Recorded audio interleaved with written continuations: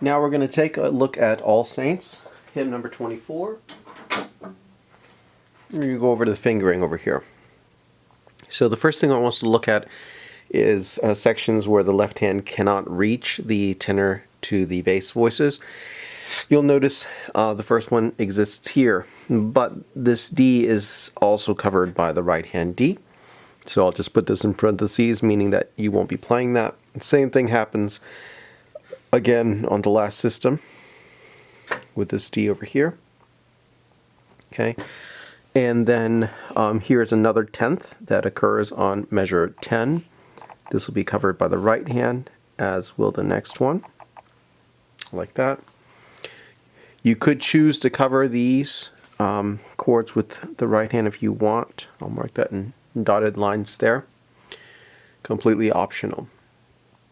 And that's basically it. Okay, so let's take a look at the right hand fingering. So it starts off in the beginning. Makes sense to start with 3-5. That allows us to go to 1-3 here.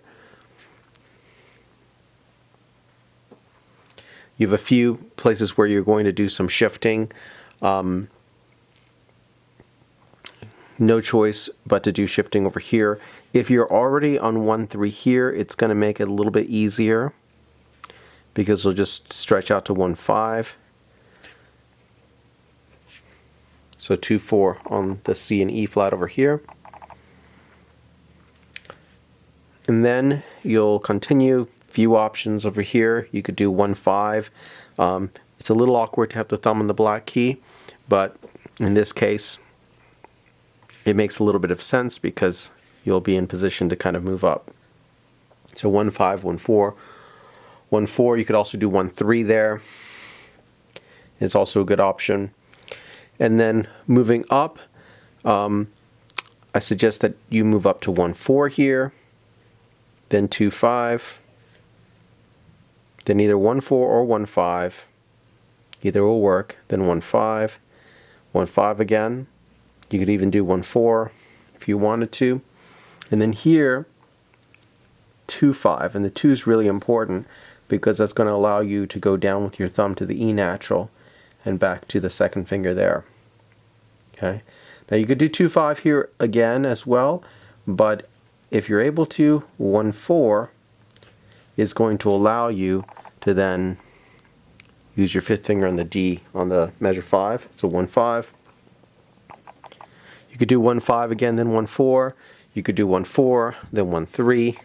Lots of different options. So, I think you'll find that you'll have to experiment a little bit, decide what fingerings feel the most natural for you.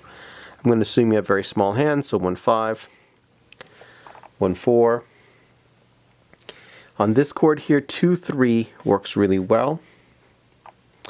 2-3, 2-3, maintain the same fingering. And then 1 would be very easy because you could easily fit your thumb right there.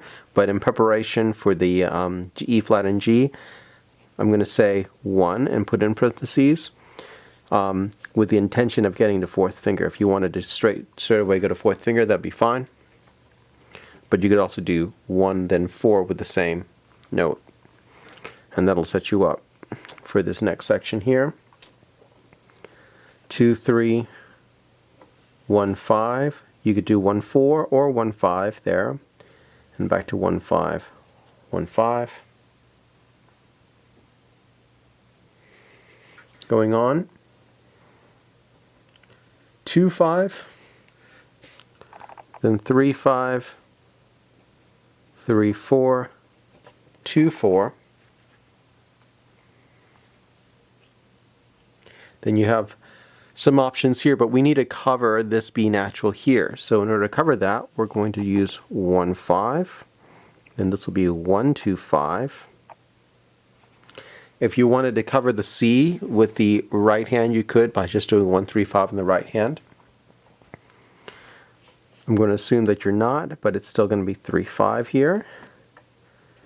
Then 3-4, 2-4, 1-4, 1-5, 1-5, This will actually feel more comfortable with a second finger, but you could also use third finger on this if you wanted to be more legato.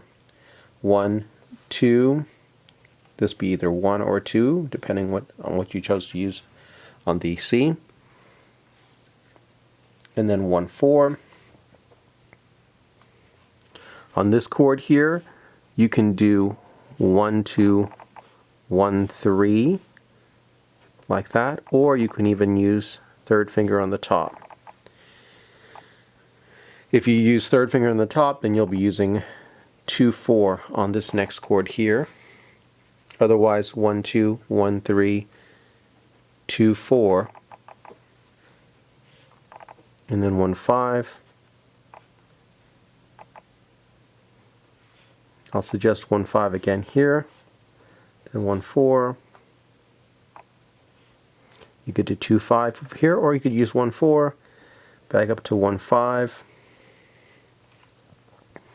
Lots of options, but this will make sense. 1, 4. You could do 1, 3 here if you wanted to.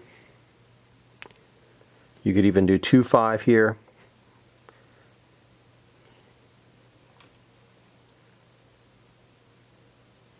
I'm going to suggest 1, 3, crossing over to 2, 5, and then either 1, 4 or 1, 5 on the very last chord. Okay? So experiment, see what fingerings you like for the right hand. Left hand's a little bit more straightforward. Octave, so that's just going to be 1, 5. Okay, 1, 5 here as well. On this chord, still 1, 5. And then 1, 5 here as well. Then this will be 1, 4, 1, 3. Okay, and then I would suggest going to second finger on the B flat. Then this will just be 1, 3, 2, 4, 3, 5. Back to the octave, 1, 5.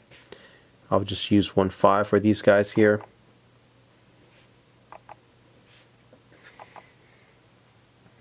Same thing here, just 1, 5, and then 1, 5 again. And then 3, 5, 2, 5, 1, 5, and the octave will be 1, 5. 1, 3, 1, 5, 1, 5, still 1, 5, and then this will just be 5 on the bottom. You will not play that B with the left hand unless you can reach it. And then the octave here, if you're doing an octave, will be 1, 5 again.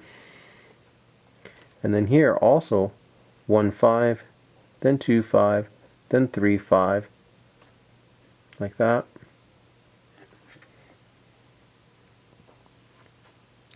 And then you've got a few choices. You could do 4, 5 here, which would put you on 5 here, and then you would then shift to a new position. This could be 1, 4, for example. Then 1, 5. 1, 4 again sets you up down here for 1, 5. Then the octave is also 1, 5. Still 1, 5. Still 1, 5, and then 3, 5, 1, 5. You can do 2, 5 or 1, 5, and then 1, 5. So the left hand will be a lot of 1, 5s. There's the left hand fingering on the last line, so you can see. That's the fingering. Next video, I will demonstrate playing